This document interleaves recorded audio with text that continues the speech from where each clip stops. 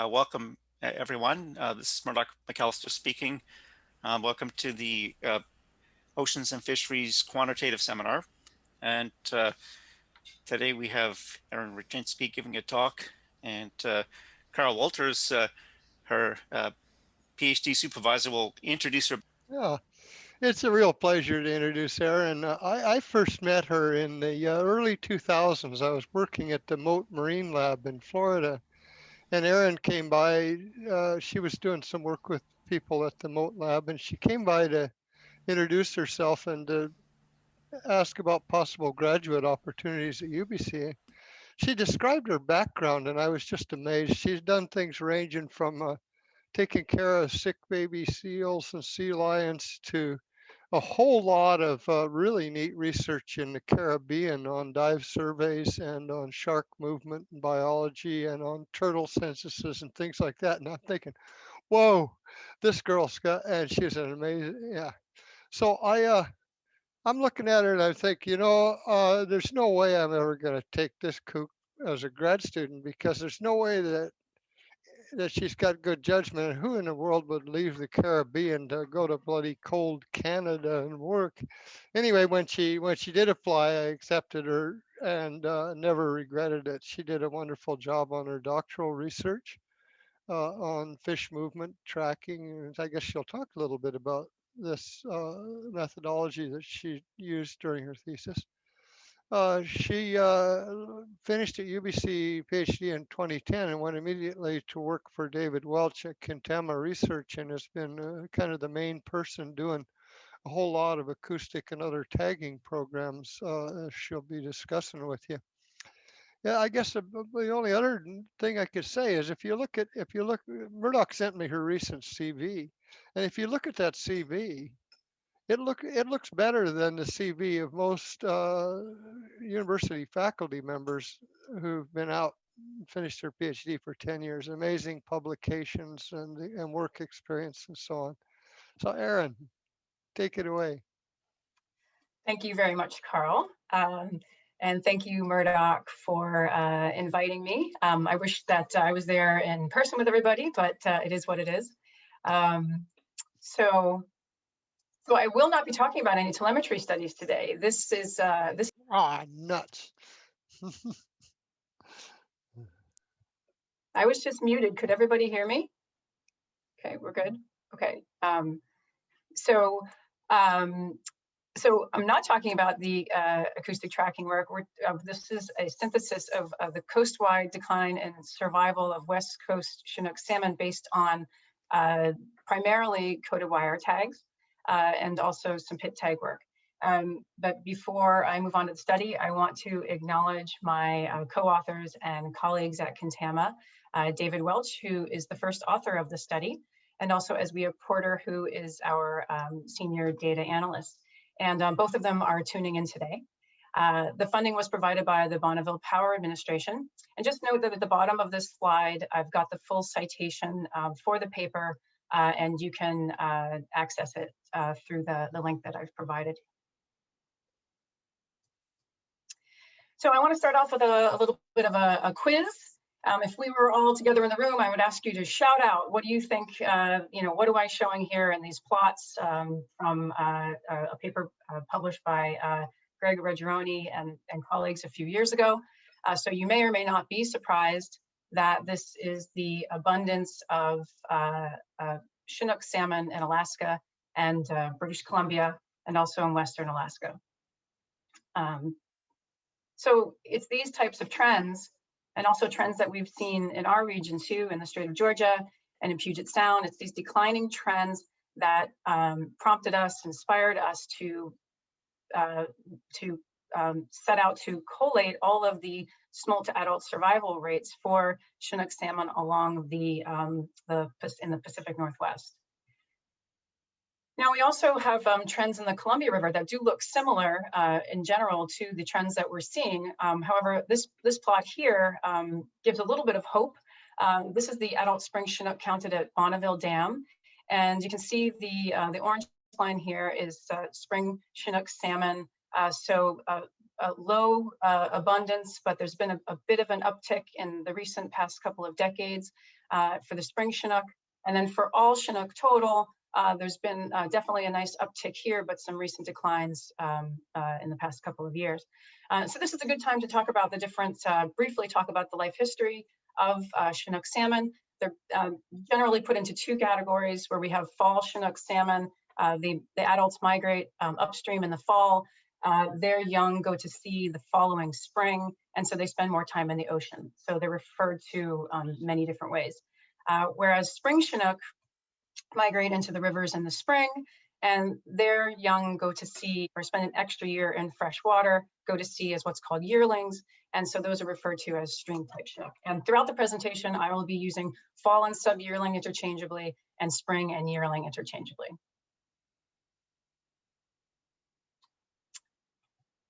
Okay, so we set out to compare smolt to adult survival rates. And typically I would have the goals of the project here right up at the beginning. But what I'm going to do is I'm going to show you what we found, because as we continue to work on this project for several years, we had a couple of kind of discoveries. Maybe they were to us. So what we found was that many Chinook SARs have declined to approximately 1%. Now, there's variability around this number, but in general, there's been a decline, and now these populations are returning at levels that are similar to the Snake River that must migrate through a number of dams. We also found that code-wire tag and pit tag based SAR methods are not comparable. This was a bit of a surprise to us. We determined that the reason why they're not comparable is because there's harvest that's not included in the pit tag estimates, and there's also some above dam mortality that's not included in those pit tag estimates either. And of course, I'll talk more about this. Thirdly, this is an observation that we made in that there's very little evidence of hydrosystem-induced delayed mortality beyond wild Snake River spring Chinook. So if you are not familiar with hydrosystem-induced delayed mortality, I will provide some information on that later on in the presentation. Okay, so those are our three main findings. Okay, so how do we come to these conclusions? So the metric that we chose is called smolt to adult survival rate, and sometimes this is referred to as marine survival. I think of it as just migration survival. So it includes the downstream migration of the juveniles, the survival of the juveniles during downstream migration, the survival while the fish are at sea for 2 to 3 years, and then the survival back upstream as adults to the hatchery or to the census point. Smolt to adult return rates should include animals that are removed by the fisheries or harvest. We chose to use smolt to adult return rate specifically because the smolt to adult return rates are used as a recovery target by the Northwest Power and Conservation Council down in the Columbia River Basin.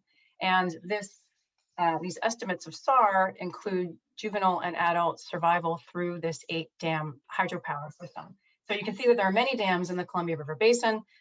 These are the 8 federal dams that are always highlighted, particularly the Snake River dams. So the Fish and Wildlife Program has a couple of very ambitious goals. One of them is to double the number of salmon returning to the Columbia River by 2025 to approximately 5 million fish.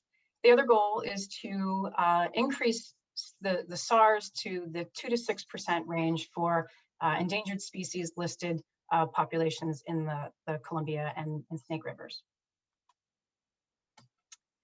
So we, in order to evaluate coastwide SARs, we collated Chinook SARs from several different data sources. So we did not calculate the smolt to adult return rates for this paper. We collated the data from several sources. So most of the data come from the Pacific Salmon Commission's Chinook Technical Committee, and that comes from code-wire tags. We do have code-wire tag estimates for some populations in the Columbia River, and that is because Snake River spring Chinook or spring Chinook from the Columbia River are not included in the Pacific Salmon Treaty because they are not harvested as the fall Chinook are. We also have code-wire tag estimates from a paper published from Cyril Michel in 2019. And in general, coded-wire tags are used throughout the Pacific Northwest in many, many hatcheries. So we have mostly data for hatchery fish. And these coded-wire tag estimates that are produced do account for harvest. So we also used pit tag estimates that we obtained from the Fish Passage Center's Comparative Survival Study annual reports. So the pit tag estimates are very specific to the Columbia River Basin. Many of the estimates do not account for harvest, and they do not account for the mortality that happens upstream of the dam. And finally, there's what would be considered probably a historic paper published by Howard Raymond. And this paper presents SARs for going back to the 1960s. It's a very rich data set. So because this is a quantitative seminar, I felt compelled to put just a couple of equations in, but they're actually very, very simple. This is the equation that the Chinook Technical Committee uses to produce survival for indicator stocks. And I should mention that we only use indicator stocks and published estimates of SAR. And I did mention that we don't calculate these estimates ourselves, but these are mostly indicator stocks. So the CTC estimates SAR, what they call the total coded wire tag survival rate, as for a given population in a given year, total mortality, which includes fishing mortality and incidental mortality, plus the escapement to the spawning ground, divided by the number of coded wire tagged fish released. Okay, so this is relatively simple, but it involves an international cooperation to make this a successful program. One thing to note also is that there's this interdam loss that's also included for the Columbia River. Okay, so for the pit tag SAR-based estimates, this is unique to the Columbia River, and that's because the dams provide the infrastructure to funnel fish in order to detect those pit tags. So you can see from this cartoon here, fish can be detected as they go down the juvenile bypass. They can be detected as they move up the adult fish ladders. Juveniles can be detected over in the spill. And so the region, the Fish Passage Center, produces very robust estimates of smolt survival, because all of the hatcheries in the Columbia River Basin pit tag their fish, and some of them use coded wire tags as well. The smolt to adult return rate, again, is a simple calculation. In this particular case, it's the number of fish returning to, or adult fish returning to a dam, in this case, Lower Granite Dam, and divided by the estimated number of smolts that pass through that dam. And that smolt number is calculated or estimated with a CJS, a Cormack-Jolly-Sieber model. And so this is a very, again, it's a very simple calculation, but it involves a large, it's a huge collaborative effort in the region in order to produce these estimates. However, because the pit tag estimates, many of them that are reported, do not include mortality above the dams or harvest, we ended up using coded wire tags primarily. But we do show a comparison of the two methodologies. Okay, so this is the extent of our data set. So we have 123 time series that extend from Southern California up to Southeast Alaska. This represents over 2,200 years of monitoring. As I mentioned, we have quite a few hatchery populations, and this is because hatchery fish are primarily coded wire tagged, although we do have some wild populations as well. Now, you might notice that we don't have data for north of Southeast Alaska, and I thought it was just worth one quick slide just to explain why we don't have those data. And what we found was that west of Cook Inlet, there are no hatcheries in Alaska.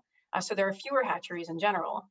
And the hatcheries often use thermal marking. So there's not, while there is some pit tagging of some populations that are included in our study, coded wire tagging, many of the fish are not coded wire tagged.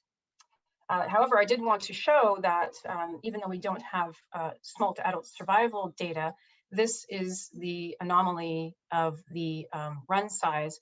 And as you can see here, it says, with few exceptions, since 2007, Chinook salmon runs across the state of Alaska have been well below the long-term average.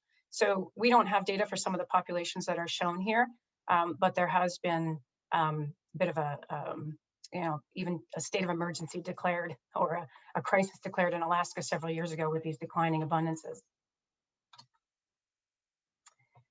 Okay, so these are the time series data. So this is the entire data set. This is every one of those time series, every one of those time series data points plotted for each one of the regions. Now I'm going to step you through this because there's a lot to take in here in this particular figure. So along the x-axis, we have the ocean entry year. On the y-axis, we have the smolt to adult return rate, and note this is a log scale. Along the top, we've got the regions from north to south. And along the right side, we've got sub-yearling and yearling Chinook, the life history types. Along the very top here, this is our legend that shows all of our different data sources. Now within these plots, we've got this gray bar, and this gray bar represents that 2 to 6% recovery target in the Columbia River Basin for Snake River Spring Chinook. And the vertical bars represent the ocean regime shifts. The blue line here represents 1% survival, okay? So if you're squinting at your screen, you've already gotten a little glimpse there that I've kind of enlarged the Snake River Spring Chinook so we can look at this in a little bit greater detail. Also, if you have the PDF of the paper, you can zoom in. It's a pretty high resolution image. So what you can see here is we plotted, instead of using a point or a dot, we plotted little W's and H's so you can see whether we have hatchery and wild fish plotted here. So down in the Snake River for these yearling or spring Chinook, we've got 3 of our data sources here. So you can see there's a very steep decline early on, and then we've got a couple of different estimates here. This is based on coded wire tags. This is based on pit tags here, and quite a bit of variability. Sometimes we get some estimates that exceed the 6%. Oftentimes they're extremely low, approaching 0. And it looks like there's a little bit of a discrepancy here, but just keep in mind these are different populations that are included in these estimates. But there also is a little bit of a bias with the pit tag estimates, which I'll get into. So overall here, we can see that there has been some of these populations have declined to approximately 1%. So just looking at some of these individual populations, yearling Chinook in Southeast Alaska, they have declined from approximately 8% SAR down to about 1%. West Coast Vancouver Island, this is just one hatchery. This is Robertson Creek Hatchery. Very low returns in recent years. Puget Sound, there's quite a bit of data. Most of it falls below the 1%. Similar with the Strait of Georgia, a little bit more variability in the Strait of Georgia. Oh, I meant to also mention that these lowest curves that are fit to the data, this is only fit to the hatchery data. So California is interesting because the survival of the sub-yearlings or the fall Chinook is very poor. And this is partly due to very poor freshwater survival during the juvenile migration. So there's definitely some room for improvement here in freshwater. One of the other things that I should point out here is that we do have some populations that are consistently higher than the 1% we see in the Columbia River and some of the other populations. So Oregon coast, and also this is 1 or 2 populations on the north coast of British Columbia. Not much data there though. And then we do see some recovery happening in the Snake River Basin. However, it's still very low levels of SAR overall. So now what we've done here, this is essentially the same data, but this is just the coded wire tag data. And what we've done is we've put those time series data into box plots so that we compare the medians. All right. So again, I'll just walk through this. We've got survival on the x-axis on a log scale. Now you can see the individual populations that we used in the analysis. And I've got the little, hopefully you guys can see, but I've got I can't see the top of the plot, but I do know that the sub-yearlings on the left and yearlings on the right. And the red line, there's hatchery and wild. Sorry if you can't see that, but the wild is in yellow. So a couple of other things to point out is that the red dashed vertical line represents the median value for wild Snake River spring Chinook, and the red solid line represents the median survival for hatchery spring Chinook. And we've overplotted these across all the other regions so that we can make the comparison. There are also bars within each one of the regions that represent the median. Okay, so this just allows us to kind of compare the different SARs for the different regions. Oh, another thing to point out here is that this number here on the right-hand side is the number of years in the time series, while this number here on the left represents corresponds to the map. Okay, now if we get rid of some of the clutter here, we can start looking at some of the patterns. Some of the things that we begin to see is that Snake River wild fish tend to have higher survival than the hatchery fish. Some other things that stand out here is that these fall Chinook from the Chilliwack River, this Chilliwack hatchery here, they're, you know, what's happening here? Carl's shaking his head. We don't know what's happening here. Maybe Carl knows. Good. So, and then there's this this group from the UW accelerated group. Again, the Oregon Coast group does stand out. They have consistently higher survivals. One thing that also, there's a lot to take in here, but one thing that you may have also noticed is that surprisingly, these Southeast Alaska wild populations have lower survival than the hatchery populations. So this bar here represents 5 different populations, and these groups, these hatchery fish are released from sea pens. So there's no freshwater migration mortality occurring in this this estimate here. And so one of the reasons why we chose to use published estimates is because it's difficult to quality control all of these different data sets. Okay, so this is a similar plot, but this is for the pit tag data that were pulled out of the time series. Okay, so same idea. We've got the Snake River wild Chinook dashed, and the hatchery fish are the solid line here. Okay. So one of the things that stands out immediately is that these 2 populations from the mid-Columbia River have consistently higher survival than populations from the Snake River. Okay, we don't see this in the code wire tag data because Yakima and John Day fish are not code wire tagged. Okay, so this really comes out in the pit tag data, and one of the reasons why we showed the pit tag data, because there is a bit of some variability. So this difference here is the basis of the delayed mortality theory that I mentioned earlier. So the theory or the hypothesis is that the fish that migrate, the wild fish that migrate from the Snake River, they go through 8 dams. And because of this migration through the 8 dams, they have lower early marine survival that results in a lower SAR compared to these fish here that migrate through only 4 dams. Okay, so something else that you might notice from these SAR data is that although there aren't as many data sets for the fall Chinook, the wild populations tend to have lower survival than the Snake River population that we have here. Okay, and also just a reminder here, this is just Columbia River for these pit tag estimates.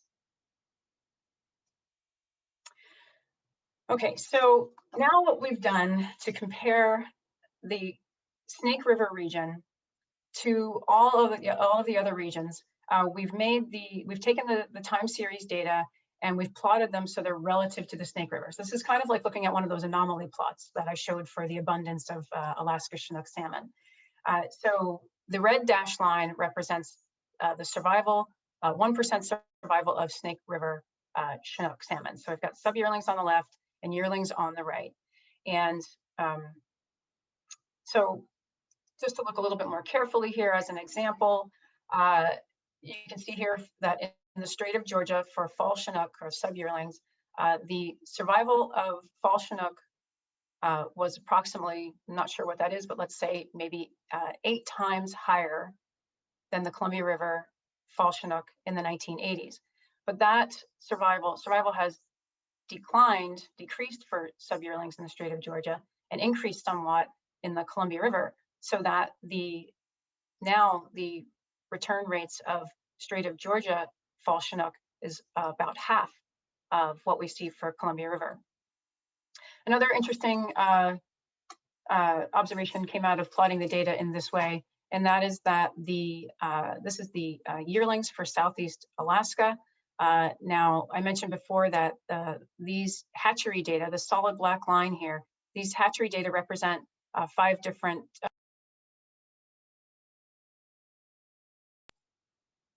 I was muted. Okay,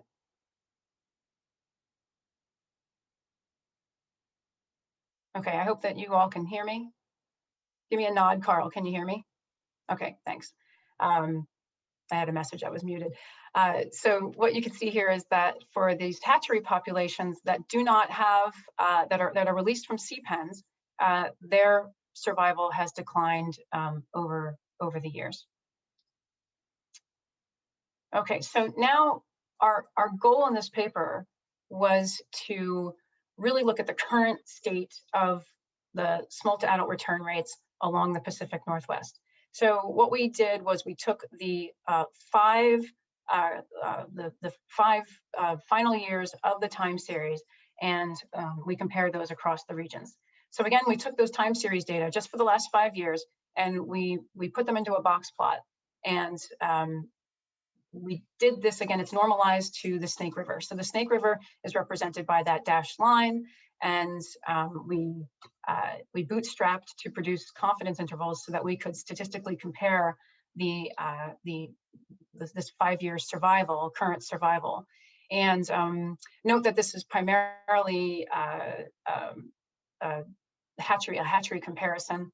And so what we see here for the sub-yearlings or the fall Chinook is that those Oregon coast fish have significantly higher survival than all of the other groups, and that many of the other groups that we present here, or the other regions, are comparable to the Snake River, or they fall below Snake River levels.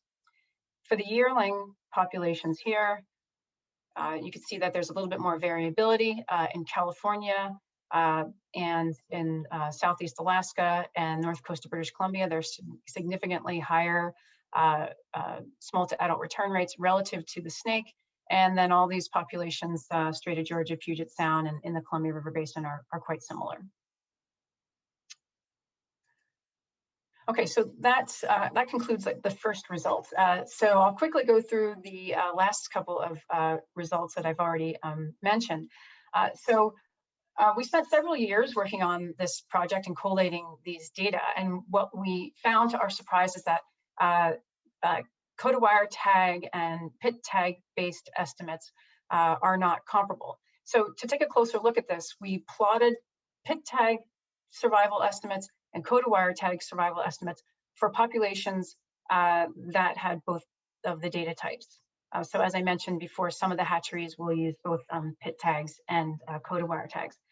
So what we found was that the code-wire tag based SARs are almost always higher than the pit tag based SARs. And this is likely because harvest is not accounted for in the pit tag SAR estimates, so the pit tag SAR estimate is underestimated. Now this is specific for fall Chinook, and this is because there's quite a bit of harvest on fall Chinook, and I'll show that in the next slide, a couple of slides. For yearling Chinook, the bias shifts. So what we found for yearling spring Chinook is that pit tag SARs are higher higher than the code-wire tag SARs. And we believe that this is due to the lack of the upstream, the very most upstream survival back to the spawning grounds or the juvenile migration is not accounted for. So mortality above the dams is not accounted for. So the pit tag SAR is overestimated. So when we first set out to collate these data, we actually thought that these would cancel each other out. And what we found was that it's actually very specific. There's a different effect for fall and spring Chinook. So we couldn't just consider them all as, coated wire tags all pooled together. We were actually would have had an apples to oranges comparison.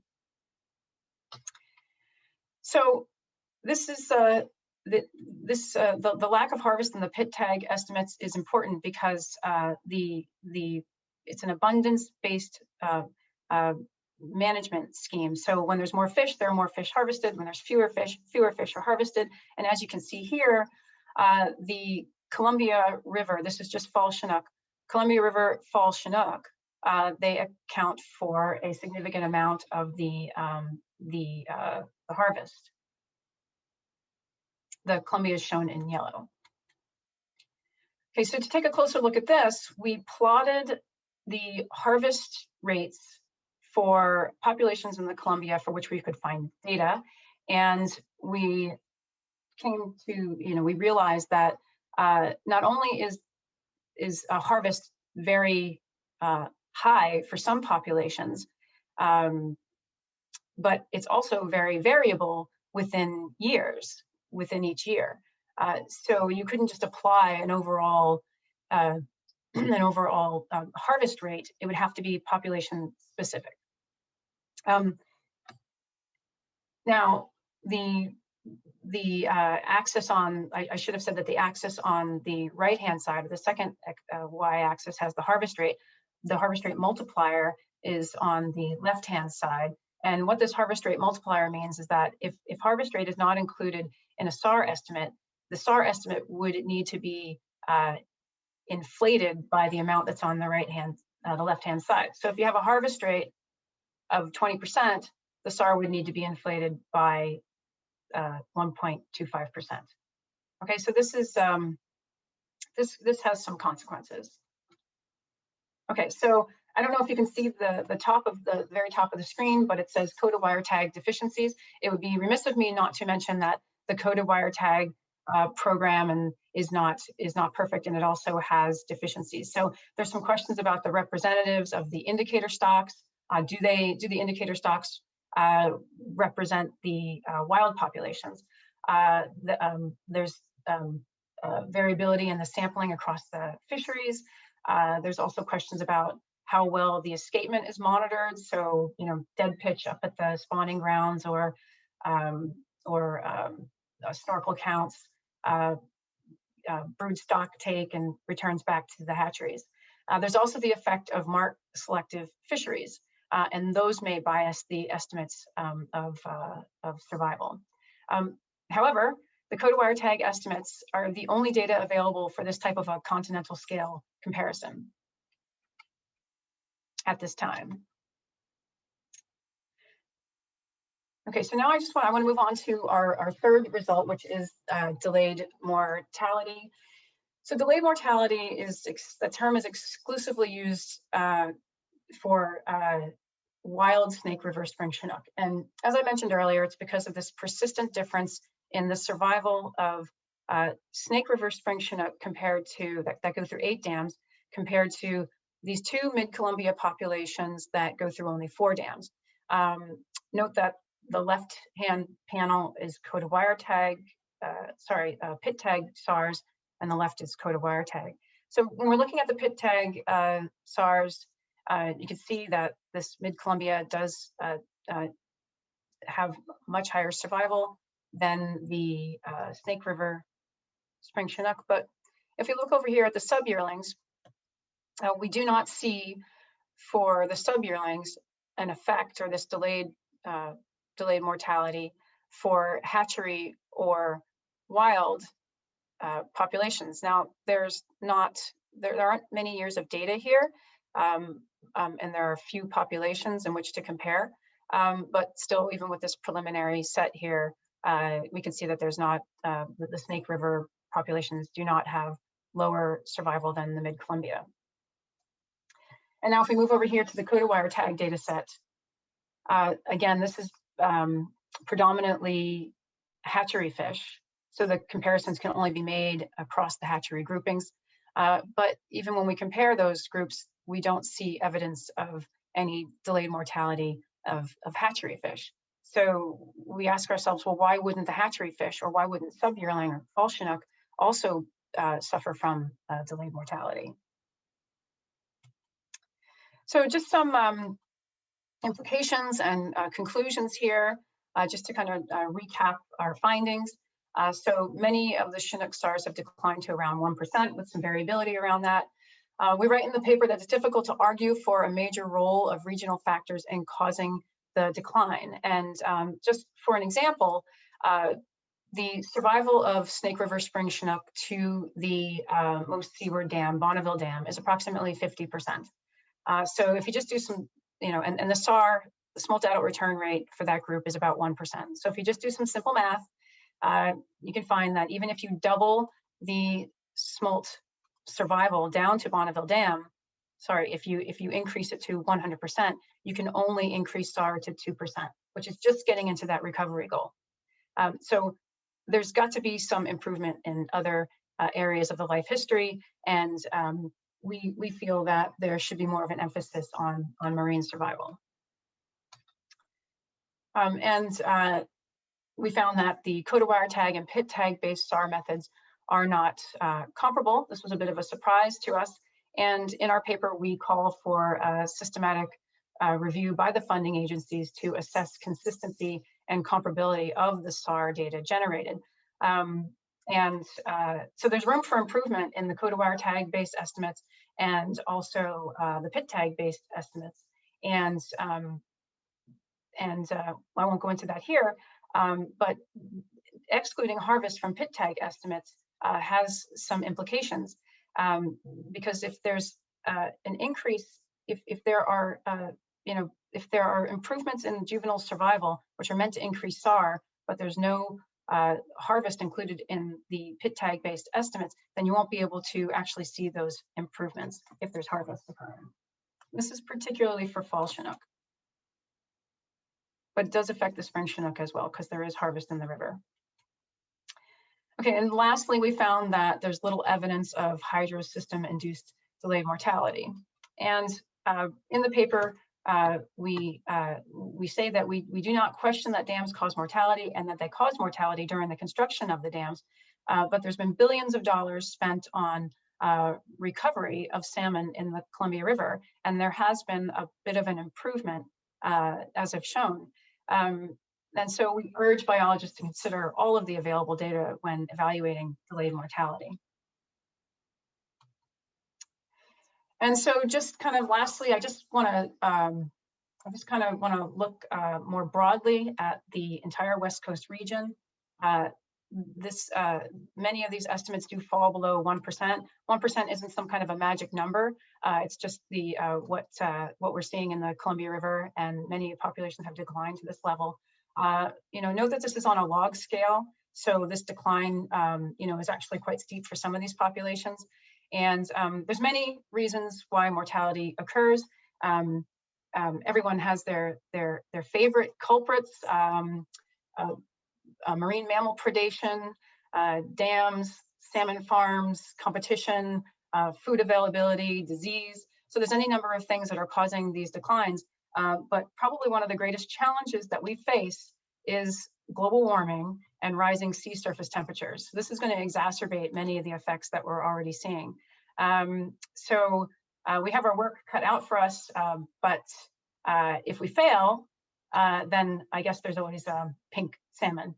And I'm not sure if that's a silver lining, but it might be all we've got in the future. And with that, I will take any of your questions. Oh, great job, Erin. That's wonderful. Before anybody else jumps in with a question, I need to alert you that just 2 days ago, I sent a memo to the DFO folk pointing out that the virtual population analysis equations that are used to generate the CWT SARs have had an error in them since the mid 1980s, a mathematical error. And when that gets corrected, the SARs are going to go down. The coded wire tagging SARs are all going to go down. What they've done is to estimate natural mortality losses by expanding the catches incorrectly. And so they've expanded to bigger age 2 numbers than they should have. So just be aware that this change is probably going to come shortly with some improved VPA modeling. Okay. That might explain a lot of what that difference you see between the two tag types. That could contribute as well. That's right. Well, guys, question. Oh, Randall has Okay, his hand up. Randall, yeah. Unmute yourself, Randall. Oh, yeah. Okay. That was a great talk, Erin. Thanks very much for summarizing all those data. It's long overdue. And the inconsistencies between the two types of data, in particular pit tag and CWT, has always been annoying to say the least. And you mentioned near the end of your talk that you were hoping that the responsible agencies would somehow get their act together and get these differences remedied. Carl's suggestion might go towards that. I somehow doubt that that's going to be the sole source of making those two estimates consistent, because as you point out, some of them don't include the harvest at the appropriate spot and that sort of thing. Do you think there's any chance that those agencies are going to back off from their historically entrenched methods? I mean, the pit tagging program is a major industry almost, for example. That's a good question, Randall. I think that they're going to have to change if the Chinook populations continue on this trajectory.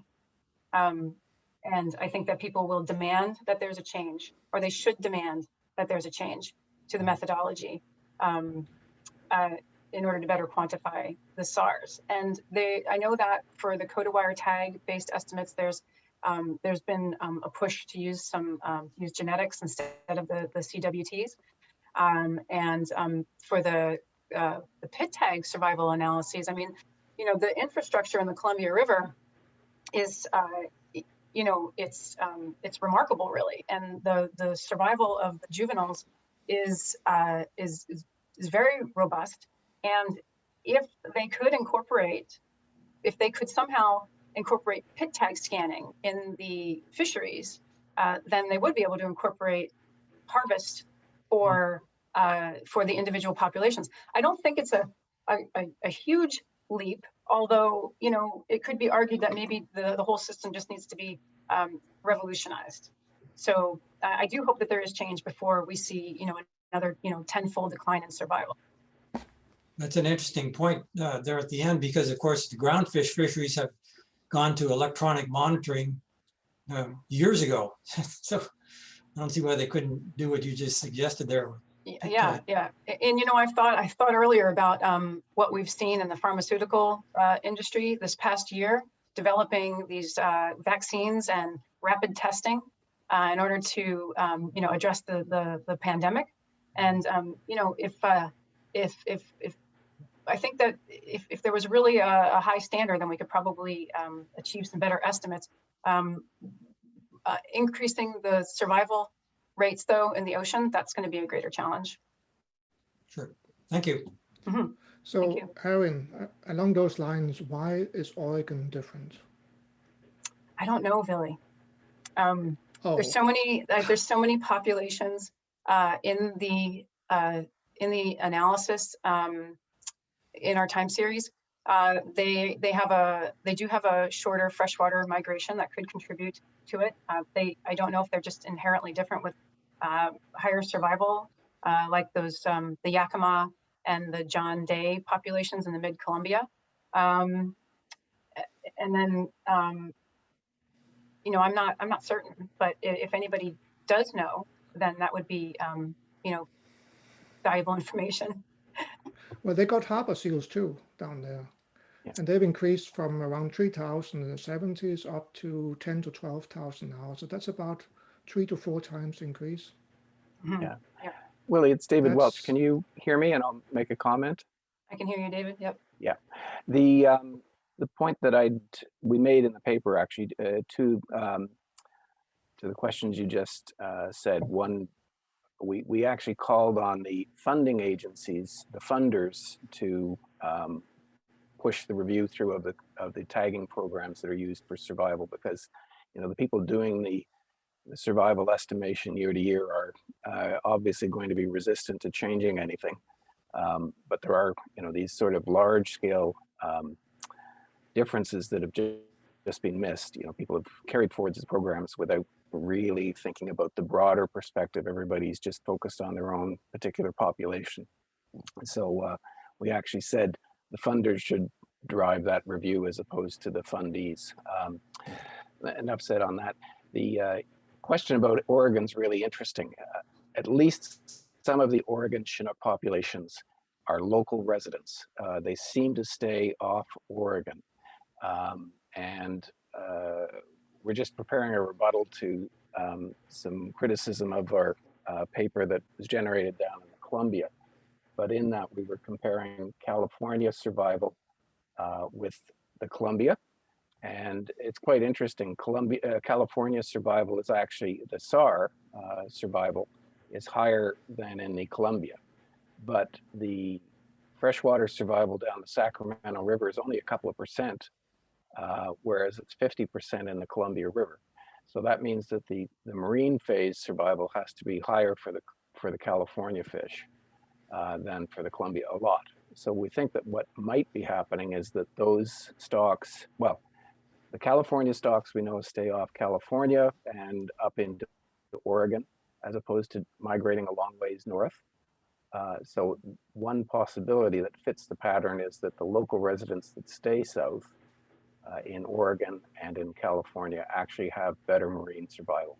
That's just a guess because nobody knows right now, but it at least seems to partially fit the pattern. Yeah, that's a good point. Murdoch here, just a question about the sampling. Let's say the coated wire tags require reporting by commercial and recreational fishermen, and at least in Canada, 20% of the commercial catch is sampled, at least the troll catch is sampled for tags, but the amount of effort has gone down immensely, like since the 1990s, and so that part of the sampling there's been a massive change in that, and so to what extent, and there's been a big increase also in recreational fishing effort since then, and there's no mandatory reporting with recreational fishing, it's just voluntary. So to what extent could the, let's say the estimation be compromised, at least the estimation of trends be compromised by this really big change in sampling patterns? Well, the non-reporting would underestimate the smolt to adult return rate. And Carl's just pointed out there could be an error that would drive those estimates farther down. So it sounds like, I mean, I know that I've heard Carl a few years ago, he said you can't use coated wire tags anymore to evaluate coho because there's no coho fishery. So it seems like for Chinook, we're kind of approaching a similar situation where because there's been reductions in fishing, we're not having as many coated wire tag returns, which means that the estimates in the more recent years, now our data go up to 2014, but even at that time, there's variability in the reporting. So there are going to be some biases, and the reason why we chose to use the coated wire tag estimates that were produced by the Chinook Technical Committee was so that they could vet those types of issues. But it definitely is going to be a challenge in the future as fishing is reduced, and then there's if there's not accounting for the recreational fishery. Yeah, the one thing here is that known changes in commercial sampling rates, I didn't realize there'd been very big, but those are incorporated right away in the data and expansions that they do of the actual number of reported values. So they're correcting all the time for any commercial sampling changes. That's not necessarily true with the changes in sport reporting. It's been problematical over the years that a lot of the CWT reporting for the sport fishery has been voluntary and so on like that. So nobody really knows what's happened to the sampling rates in the sport fisheries. Yeah, and this But kind of to the extent that the expanded SARs depend on commercial catch reporting, that's not an issue. I just wonder Okay, Mark. why can't let's say regulatory bodies make it mandatory for recreational fishermen to report their heads? I know it's a problem with enforcement, but I just say if you made it mandatory, they make it change the sampling system, but it just seems to be a double standard because the vast majority of effort off the BC coast, most of it now is recreational. Okay, I'll just Mike has a question. Yeah. Hey, Erin, thanks for your talk. Hi, Mike. Along with the spatial differences that you mentioned between the yearling and sub-yearling groups in terms of harvest, et cetera, is there any thought that tag size to body size ratios between those two groups could influence survival? So you're talking about the size of the pit tags or the coated wire tags? The pit tags, I guess, just looking at the relative differences between pit tag size and coated wire tags in relation to those two yearling and sub-yearling groups, which really differ in body size.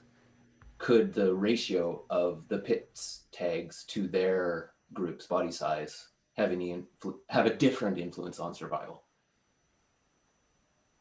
Well, I suppose it could have an influence on survival if there was, more tag loss from one group or the other.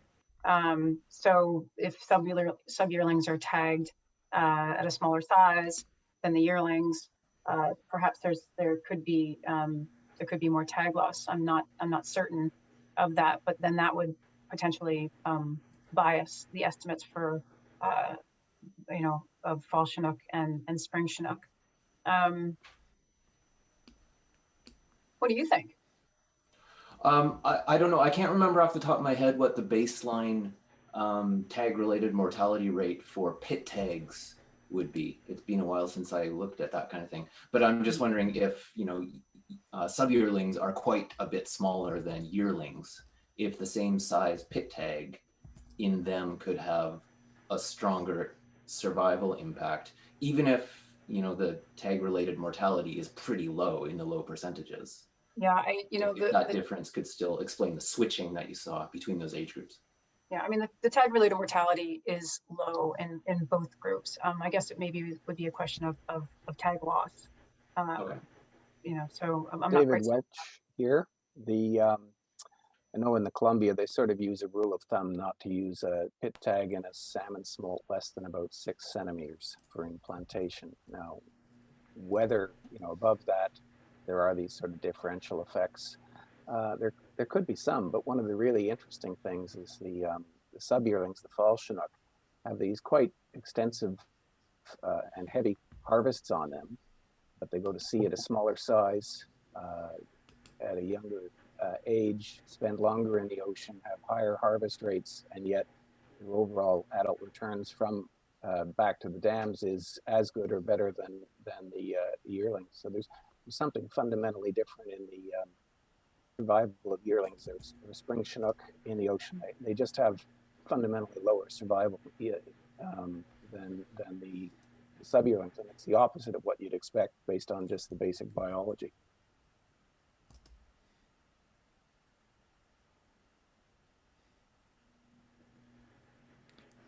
Randall? Again, Please. Erin, you, of course, have relied on the richest data sets, which is excellent and necessary.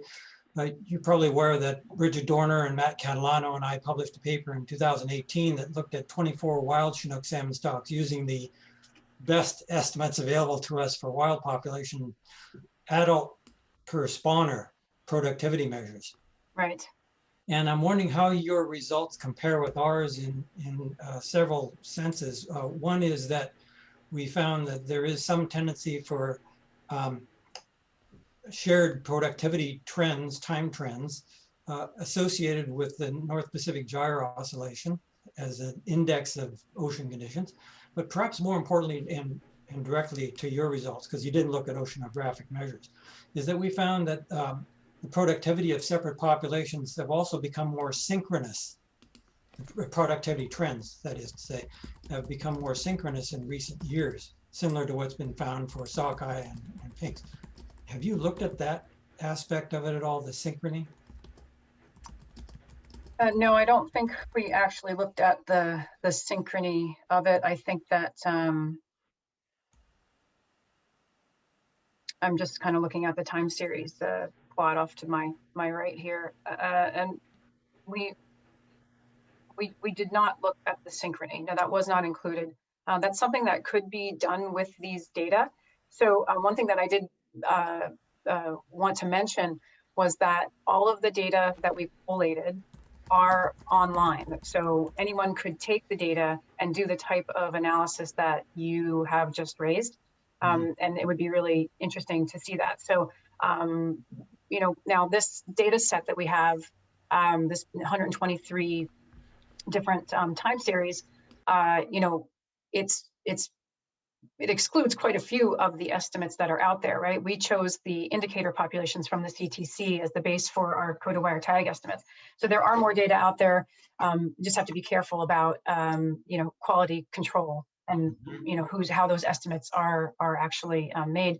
But those data are available. And if someone wanted to do what you have proposed, it could be done. Okay, thank you. Mm-hmm. So it's Murdoch here. So there was some mention of, yes, Oregon State, California, those seem to have different trends, but there's some other spots. So Carl was chuckling about the Chilliwack and, you know, what's going on there. Why is it the survival rate somewhat, the estimate higher there? And then also in the Southeast Alaska pen raised releases. So what's the understanding there is and yeah, I think there was a University of Washington hatchery as well. So what are the hypotheses surrounding, you know, those survival rates, those higher survival rates? Well, as David had pointed out, the Oregon coast population, there's some data that indicate that they have a different migration, ocean migration, than some of the northern populations. The Chilliwack, actually, Carl laughed, and I'm interested to find out what he knows, because as I said, we have so many different data sets here. It's really hard to know what's happening in each one of these systems. This has been such a tremendous learning curve for the three of us working on this project. But you know, there are some of these, I don't want to call them outliers. There are some of these groups that do have higher survival, consistently higher survival. And we do think that's important to look at why those groups have survival, higher survival. So the Chilliwack group from the Fraser River, I really don't know a lot about them, but they are, you know, it's a lower Fraser River population that is tends to have higher survival. I'm just trying to look for it here on this. Yeah, so there's two different hatcheries that are rearing the Harrison genetic fall type of Chinook, the white spring from the Harrison River. And both, one of them, the survival rates aren't hopelessly too high. The other one, the survival rates are just almost impossibly high. They're higher than coho survival rates and things like that, and completely out of line, as you showed, with every other Chinook stock anywhere on the coast. So now, I don't know what that mechanism is, but I got a suspicion that there's something haywire in the data retrieval process for those stocks that is inflating. There's, you know, it could just be a bum number in the expansion factors somewhere from actual number of recoveries to estimated number of fish that were caught or escaped. One Yeah. good possibility is that they don't have good sampling of the spawners, and so what they've done is expanded their estimated number of fish escaping is to spawn way too much. Who knows? Interestingly, the UW accelerated though have about the same estimates there on that plot. That's a different creature because those fish are basically all enumerated when they come back, right? They don't. I don't think there's any simple way for them to escape being observed in such a way that a bad expansion factor would be applied to them. But yeah, no, it's a mystery. It's a mystery, and Yeah. somebody needs to look into it. And probably the guy with the most insight is Brian Riddell, who's looked at those numbers with skepticism over the years. No, Brian's not here today, is he? He's not listening in? I'm not sure. Brian, are you out there somewhere? It's David Welch. I'd like to make a comment that I think it's really important somebody digs into it. If the data is bad, so be it. But if it's good, then it demonstrates that some hatcheries under some sort of unknown conditions can produce an awful lot more salmon. And, I think it's tragic that we can get to 2021, after almost 40 or 50 years of running hatcheries, and nobody's actually looking at them and saying, how do we actually achieve better performance? And there are some examples out here of some that, a very few that do actually achieve that. So somebody really should be looking at this, and it's striking to me that nobody actually has dug into it before. You didn't mention, Aaron, but not only are those two hatcheries release the things way higher than everybody else, they also have no clear time trend, which is really suspicious when all the other stocks around the Puget Sound, Georgia Strait area seem to have at least some trend. We have those two. We also have this other hugely peculiar one, is the cowichan, that's shown this dramatic increase in survival rate over the last 10 years, completely breaking with the trends in the other areas. So, yeah, and that's just for the so wild. some of this is certainly real. Some of the variation is real, but I would guess if you got cowichan in there, it would be up in SARS somewhere in the order of almost 3% now. Yeah, so another one of these challenges with this coded wire tag data is that the cowichan hatchery fish, that's the indicator for the wild fish, and the wild fish have had higher returns than the hatchery fish in recent years. So I think I'm not sure if that's a consistent result, but it's definitely been a recent recent phenomenon that Kevin Pellet has shared with us. So no, you're right. There's some that goes back to the question of the representativeness of the indicator stocks. Yeah. So. Yeah. Hi, can I make a comment? It's John Hunter. I'm a BC Northern commercial trawler. Has there been any studies on the survival of released fish, especially fish that are being released, closer to the warm water areas, like in front of the rivers, maybe, compared to, say, for instance, trawlers that are releasing fish, out in the deep, a long way away from any rivers? Has there been any studies on that? I'm really concerned on that mortality level, and also on the long-term mortalities. I know that's hard to do, but that would be interesting to get some data on that, especially on the catch and release mechanism that is prevalent in the rec sector compared to other sectors that catch and keep. And the last thing I wanted to mention, I put it in the text, is can't you improve the survival of hatchery fish if you just release those smolts at a later stage of development? Wouldn't that help the cause? Thanks, and that's a good presentation. Thanks for the presentation, Erin. I'm glad I got the link to participate. Oh, good. You're welcome, and thank you for the questions.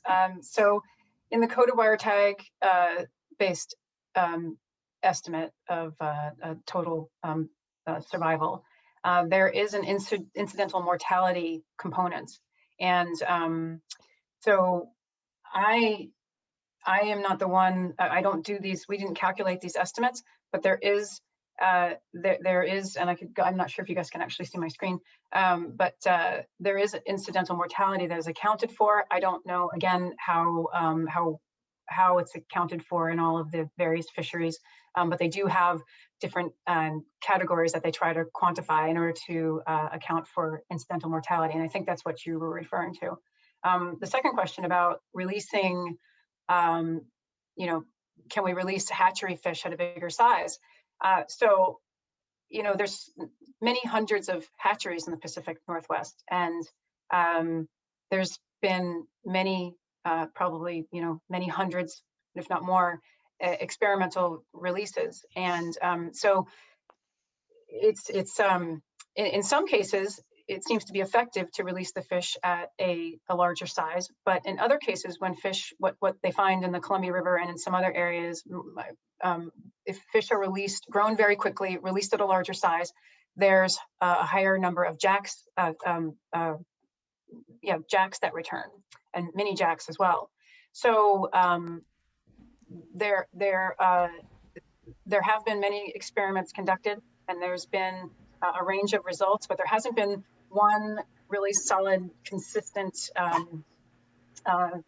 finding across hatcheries where they can rear fish to a larger size and then, as a result, have higher smolt to adult return rates. And if it was that easy, then that's what everybody would be doing. But there are some repercussions when they raise fish to larger sizes and release them.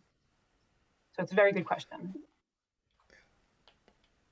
Okay, thank you for that. Just one more follow-up, if you don't mind. The West Coast Vancouver Island Creek, Roberts Creek in particular, our fishery in the north is really dependent on that hatchery as an indicator on whether or not there's wild stocks returning there. But I'm having a real hard time finding out, is there any wild salmon returning to that stock, or is it all hatchery? And if that is the case, could we not change the exploitation rate for the entire BC coast of 10% of West Coast Vancouver Island stocks? Maybe that number needs to be reviewed. I'm just wondering if anybody has any information on the actual wild stock component of that particular creek. Thanks. So the Robertson Creek hatchery, that's it's the indicator stock for the West Coast of Vancouver Island. And surprisingly, it's the only population that's considered an indicator stock for West Coast of Vancouver Island. And that particular population is almost entirely hatchery. There are, I was gobsmacked talking to the hatchery manager a couple of years ago of Robertson Creek, and I think he said that 90% of the fish returning to the creek are hatchery fish. The fish that you are catching are predominantly from the hatchery, and but there's probably some mixed stock in there as well, some wild fish, and very few. But regarding your question, I'm not sure what you had asked about the limit. You could just repeat that last question. Yeah. Maybe. Yeah, I can repeat that. It was just regarding there's a 10% exploitation rate which the entire BC sectors can harvest of West Coast Vancouver Island fish. That's including the rec and commercial troll. But if there is actually no wild stocks returning to that hatchery, then my assumption is that number could be reviewed, and maybe we don't need to be held to a 10% limit anymore. So I guess that's something to pursue. But thank you. That was interesting to know that 90% number. You're welcome. Yeah, you got to be a little bit careful there, because there are some other West Coast stocks, wild stocks, besides just the ones in Robertson, and so they're kind of worried, I think, in a couple of cases about protecting those stocks, even though they don't have really good information. I saw a couple of rivers going up the island, particularly from the Ucluelet. Yeah, and there are some other code of wire tag based estimates out there for West Coast rivers, but they're not used they're not included in the Chinook Technical Committee's list of populations, unfortunately. Not defending the wisdom of doing that. As Erin mentioned, there's a real need to get some genetics, a lot more genetic data on what the actual composition of your catches is and what the real hatchery contribution relative to wild stocks. It's a major area of work right now in the salmon commissions. And with regards to the catch and release mortality, Scott Hinz has done quite a bit of work on that in recent years. So he may be the one we should get to talk about it. Yeah, just another thing about that question is there does seem to be a tendency for any of these fish as they're maturing and approaching rivers. So when you're catching maturing fish rather than feeding fish, as they actually approach fresh water and start to feel salinity drops, some of these fish become really, really sensitive to any kind of handling. Some bad experiences, for example, with radio tagging a steelhead up on the Skeena River, where they radio tag them out in Area 4 in front of Rupert, and none of them make it up the river at all, into the river at all. Yeah, thanks for that, Carl. Yeah, there's been a huge amount of interest. It's been a really great seminar. Thanks very much, Erin. But